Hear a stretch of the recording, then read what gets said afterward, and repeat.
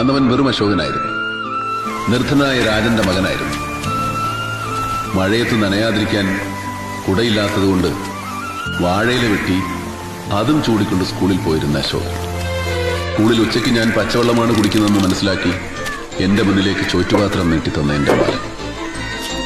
അവന്റെ അച്ഛൻ കാണാതെ മോഷ്ടിച്ചെടുത്ത പണം കൊണ്ട് സിനിമാ ടാക്കീസിലെ ബെഞ്ചിലിരുന്ന് ഞങ്ങൾ സിനിമകൾ കണ്ടു, കടലമുട്ടായി വാങ്ങിത്തുന്നു. അവന്റെ അച്ഛൻ ഊണ് കഴിക്കാൻ പോകുന്ന തക്കം നോക്കി അവൻ എനിക്ക് മുടി വെട്ടിത്തരും.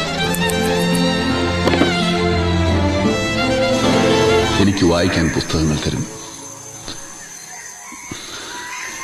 ഒടുവിൽ സിനിമ പഠിക്കാൻ മദ്രാസിലേക്ക് പോകുമ്പോൾ കാതിലെ കടുക്കൻ വിറ്റ കാശുമായി അവൻ എൻ്റെ അടുത്തേക്ക് വന്നു.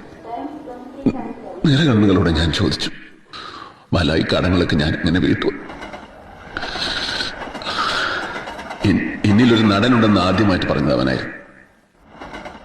ഒന്നുമില്ലാത്ത അശോകനെ എന്തെങ്കിലുമൊക്കെ ആക്കി തീർത്ത ബാലചന്ദ്രൻ, എന്റെ പ്രിയപ്പെട്ട ബാലൻ.